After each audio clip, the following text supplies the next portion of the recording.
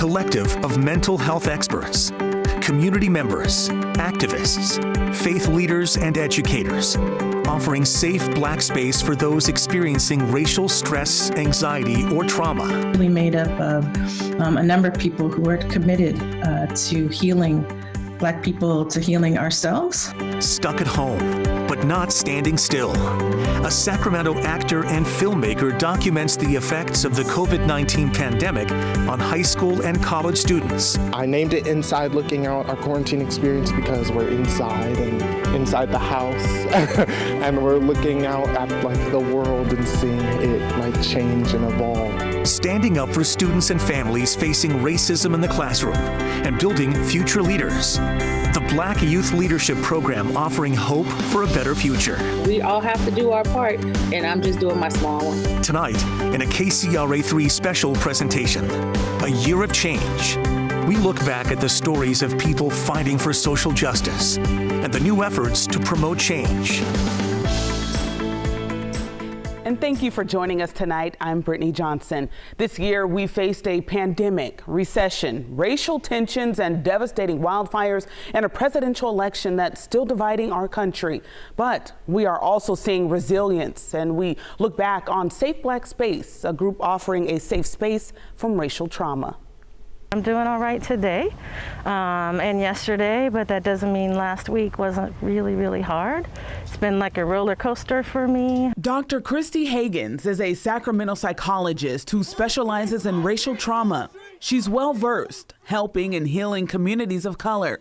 But this year, she's also working on self-care. We started 2020, at least for me, very excited about the possibilities, what it would bring, and all of the pandemics, right, in terms of the COVID-19, the civil unrest, the racism that we've been experiencing, the wildfires, right? It's just been this sense of not knowing what's coming next, and sometimes feeling as though, okay, I'm getting through, I'm making it, and then bam, you kind of hit the ground. There are moments of just intense rage and anger that is tapped for me. At other times, it's this immense sense of grief and loss and sadness at kind of what we are experiencing and what we've been through as a nation, and particularly as Black people. And then in other moments, I get very confident about our resilience and our strength.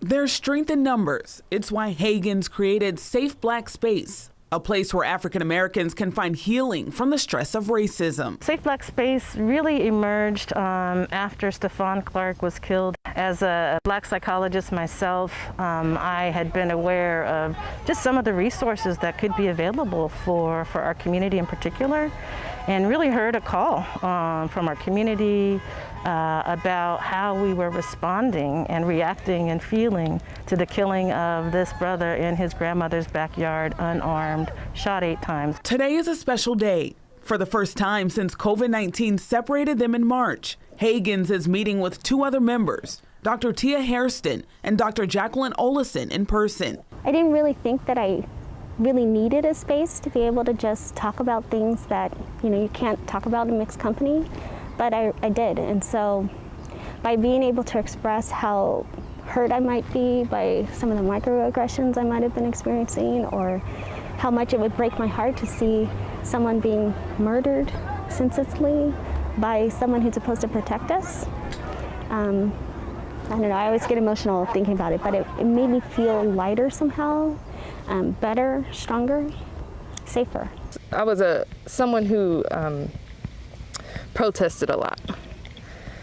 And I was just tired of that energy, just the anger and the rage that I felt when I was protesting and demonstrating. And I felt like I needed something else. Meetings used to be in person and scattered throughout Sacramento churches and community centers. But like other community-based groups, those meetings are now held online. And there's a silver lining in that. It's been exciting to kind of take a look at who our attendees have been. I mean, we've had people from the UK, from Nigeria, from all across the states.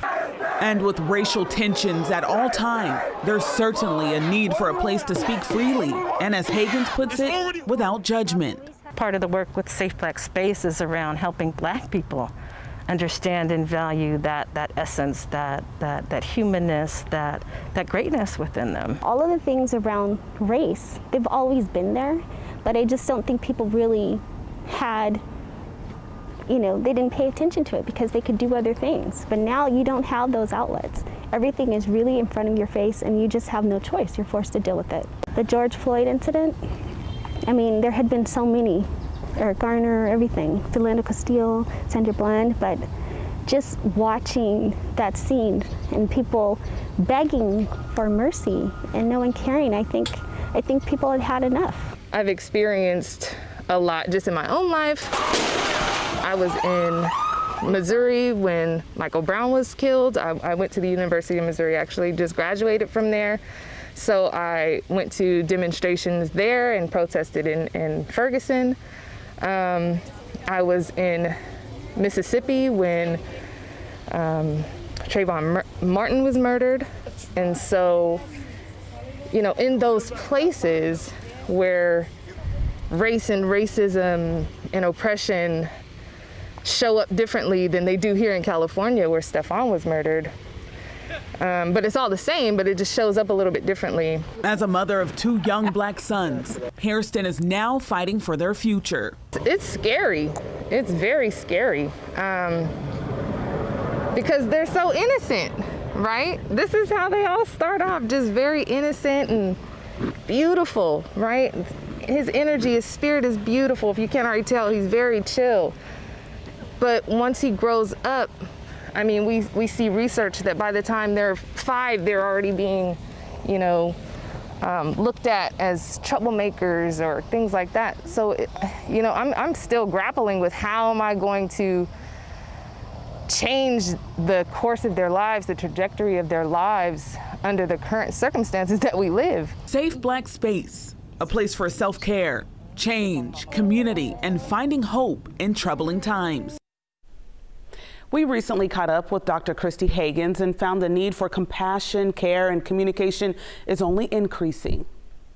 Just in terms of the work that we've been doing, the circles that we've been offering, there's been an increased need, right? As we think about, of course, everything that's been happening in our world, it has not stopped in terms of some of the impact on all communities, but particularly for Black communities. We're really excited to have had an opportunity to develop a working relationship with Sacramento County Behavioral Health Services.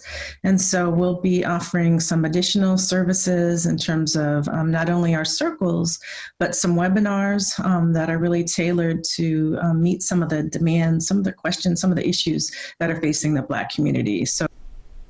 Safe Black Space is celebrating community by providing selected families to honor through the 7 principles of Kwanzaa. Well, COVID-19 has affected our communities in different ways with higher rates of infection and mortality among Black and Hispanic Americans. Experts say exposure on the job and at home play a big role. And as one Sacramento actor and filmmaker discovered, mentally, the stress and uncertainty is also affecting people in different ways. My name is Halen Moss, and I am a Sacramento actor and filmmaker. Like most people, I was sitting at home, doing nothing. And so I just had this idea, because we're living through this historical, this crazy but historical time. And I thought it would be cool to interview people who are living through this time of quarantine and during quarantine, telling their different experiences. I named it Inside Looking Out, our quarantine experience, because we're inside and inside the house and we're looking out at the world and seeing it change and evolve. He's gonna fall, look at how he's balancing it. The documentary begins with the last time Moss and his friends were together, unaware and unprepared for the feelings, the frustrations and fears they would face as the COVID-19 pandemic took hold. I was actually really happy to be at home all the time and not be at school because germs are terrifying for me. I didn't think it would spiral out into what it became. What follows are the raw, unfiltered experiences of teens and young adults struggling and sometimes succeeding in a tumultuous year. I miss people, I miss my friends. We go on like Disney Plus and we do like these little group watch sessions. I play saxophone in a band. I finally got into the level 3 class that I wanted to, and we're supposed to actually go to Disneyland this year and play at Disneyland. That's not gonna happen. Free time boredom, a common experience with different remedies. My sleep schedule got even worse. It was already bad to begin with. Beer's a lot of fun. Spent like probably $1,000 on alcohol in the first month. I went on a credit card. And honestly, I wasn't happy at my high school, especially, I should say specifically my senior year, right? And the only thing I was looking forward to was graduation. Alana, disappointed her milestone moment turned into a walk-through graduation ceremony, but it didn't stop her from moving forward in life. I'm at Howard now, but 2020 is definitely a year for the books. In the midst of the pandemic, the death of George Floyd, followed by protests and demands for justice, turned Michelle into an activist. So all in all, I just think quarantine revealed who I really am as a person. I struggle with my talents because I have personal issues that just come into my life time to time, but I do find myself allying with a passion for social justice and for standing up for what's right.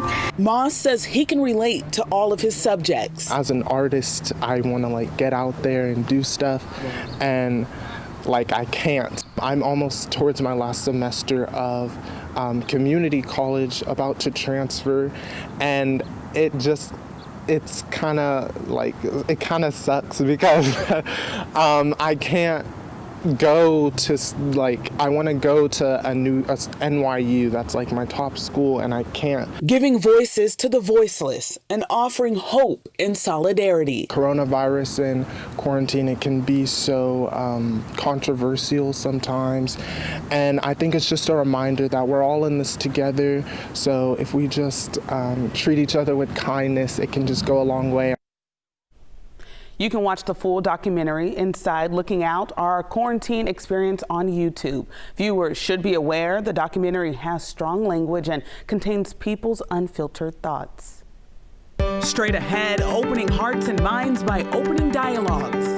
This is the time. This is the moment. We are here now, and we need to look this issue in the face, and we need to have those dialogues. Inside a Yuba County group bridging divide between law enforcement and the community.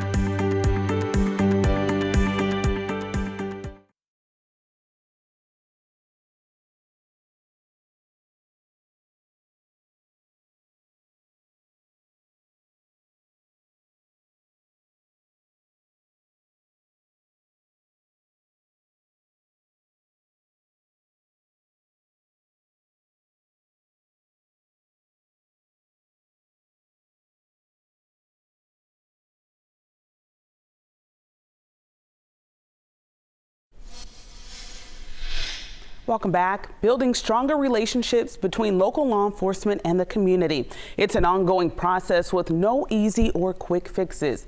In Yuba County, we found a group called Race Dialogues. Now, their goal to find solutions to race-based division through compassionate conversations. Black Lives Matter! We stand together! The chants, marches, rallies, and sights of fist in the air are no longer visible on a daily basis here in Northern California. But calls for racial justice continue in the form of discussions. Race Dialogues, a group of 8 different people with 4 common goals: create a learning community, deepen understanding of systematic racism and its effect on today's institutions, culture, and beliefs, improve skills in countering racism and organizing for racial justice, and network in a way that strengthens and expands outreach, influence, and effectiveness in overcoming systematic racism. I spoke with 4 members: Joyce Pope, founder of the Tri-County African American Alliance; Yesenia Kachu, student support specialist at Marysville Joint Unified School District; Nayati Melissa Cleveland, community activist; and Susan Allen, teacher and author. The group says Race Dialogues is paramount for individuals to heal and move forward. This is the time. This is the moment. We are here now, and we need to look this issue in the face, and we need to have those dialogues, and we need to grow from that experience, because we all can agree that it is a really uncomfortable time. It is a real uncomfortable experience to reach out and have those kinds of communications, but we know as a group here that our community can do that. The emphasis that I want to bring out in this is building the bridges between communities, people, individuals. We all have different backgrounds. We all work at different places and have lived in different areas. We have such an array of diverse backgrounds. Even with me and Joyce having the same racial background on the outside, you know, we still have different upbringings, different experiences. So I think the race dialogue is not just good for cross races, but it's good for us inside our race too, to understand different points of views. My goal is to propagate an understanding of what's happening with systemic racism in our country. Taking a proactive approach, the group has already held successful roundtable discussions between local law enforcement and the community, helping bridge the gap. Cleveland says it's led to more positive engagement from police at community events. So we've had Juneteenth, things like that have been more publicized since then. The backpack giveaways that they've done for back to school, the police have helped the community in those giveaways more. So I do believe that it started bridging a gap. However, I believe that it was only a drop in the ocean. I believe that it knocked on the door, but unless we continue to do more of those, then it would have been for nothing. Race Dialogue says their discussions with police took place well before the death of George Floyd, who died while in custody of Minneapolis police. Floyd's death sparked months of unrest across the country and put a renewed spotlight on law enforcement's use of excessive force, violence, and racism. Since the incident, Race Dialogue says they've been working to schedule another discussion with their local law enforcement agencies. The hope is to come to an understanding so that what happened in Minnesota doesn't happen in their community. I expect more growth in the future because they were receptive to us before, and I expect the police department to continue to be receptive to our ideas, because these are ideas that are supporting the community at large, and I believe the community would appreciate that as well. For more details on how you can get involved with Race Dialogues and/or to help their cause, go to our website, kcra.com. Coming up, the fight to bring justice, equality, and hope to the classroom. It's not always overt racism, what we see right now.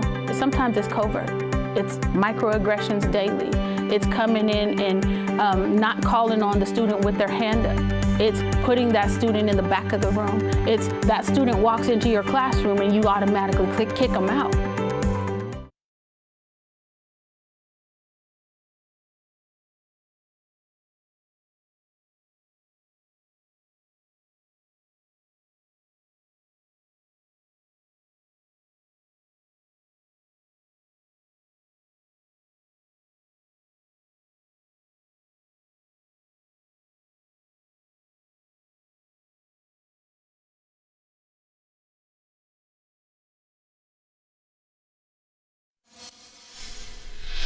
Well, hybrid school weeks, full distance learning, private full-time classes, education looks a lot different this year. But Sacramento Black Youth Leadership Project says when school fully reopens, there is an opportunity to rid our campuses of unconscious bias and overt racism.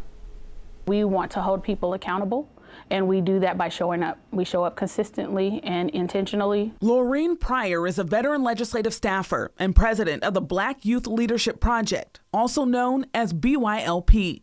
Her passion, making sure Black students and their families are treated fairly. So we serve Black children, specifically and intentionally, unapologetically.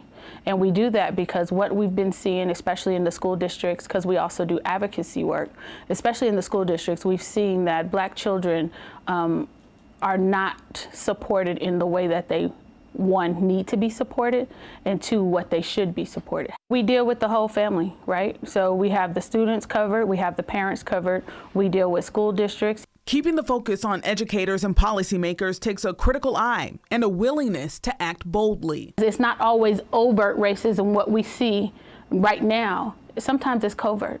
It's microaggressions daily. It's coming in and not calling on the student with their hand up. It's putting that student in the back of the room. It's that student walks into your classroom and you automatically kick them out. The thing that upsets me the most is how they're treating the children. The fight for fair treatment goes beyond the classroom. BYLP is also growing the next generation of public leaders, introducing teens to the legislative process, developing leadership skills, and getting youth involved in public service, a critical mission given the racial tensions today. I think it's important that we understand that the Black community is reeling right now based on the trauma that we're seeing out in society. We're in a state of emergency, and if somebody doesn't make the decision to do something intentionally for the Black community, we're going to continue to see this kind of downward spiral. Joining in the fight, non-Black allies. That's the biggest issue. White supremacy will not end unless white people see it as a white problem. It is not a Black problem for them to fix on their own. Lisa Stanley is with Allies to Abolitionist Support Network. We have to really be intentional in our own learning of our own biases, implicit biases, and want to be part of the change. A target of racism herself, she says change is long overdue. So I saw firsthand what it was to be with a Black man, to experience what a Black family experiences. My kids' father was Black, and we were pulled over for numerous times for no reason at all. Guns drawn, just this, what we see in the news today, right? It hasn't stopped. And this is important to me. It's important not just because of my kids, it's important because it's a social justice. And while COVID-19 is separating activists from decision makers, it doesn't mean the cause is on pause. Right when COVID hit, we were scheduled to have our legislative open house, our annual program. We had the largest class coming in at 150 students. So what do you do with that, right? So I think that what we've been able to do is, based on the experiences that we had among the team, transitioning to virtual programming has pretty much been seamless. Mentorship has gone online. Families still get support. Youth are heard and encouraged through the Black Girls Support Network and Black Boys Support Network. Richard Davis and Jordan Sanders are mentors with the Black Boys Support Network. We just support the kids that we recruit, and we make sure that they know that they're loved, that they're valued, and that they can come to us about whatever problems that they may face. And we make sure that we're intentional with how we care for them. We're intentional with how we, stay on top of being in touch with them.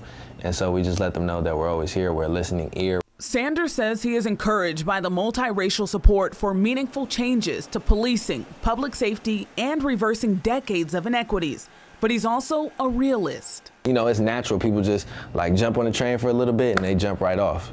Davis also calls it like he sees it. One thing that troubles me right now is, I guess, the inflation of racism that comes from the current election. A lot of those things that we see is making people say things very boldly, and it's kind of showing reflection in our society in multiple different facets. And so when I look at that, it makes me a bit frightened. What makes me hopeful is, my people sitting here in this room. Black youth leadership and its allies, meeting the needs in a consistent and intentional way and inviting others to do the same. We're waiting on Superman. The Superman ain't coming. Let's be honest. Superman's not coming. So what are you going to do? How are you going to contribute to the changes you want to see? And we're just doing our part. Circling back with Laureen Pryor, we found Black Youth Leadership Project is increasing their resources for students of color and their families. Tonight, they invite others to join the fight against racism in the classroom. They can always donate to our cause. They can always show up. We need people at school board meetings coming to the aid of our children.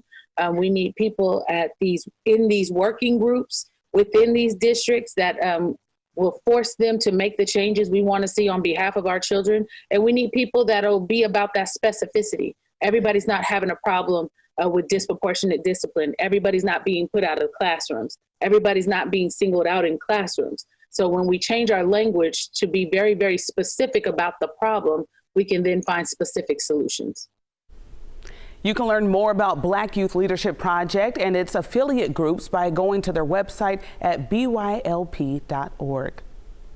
Thank you so much for joining us tonight for Project Community, a year of change in the year ahead. We will continue to shine the spotlight on individuals and organizations who are making positive contributions in our community. Keep watching KCRA 3, where the news comes first.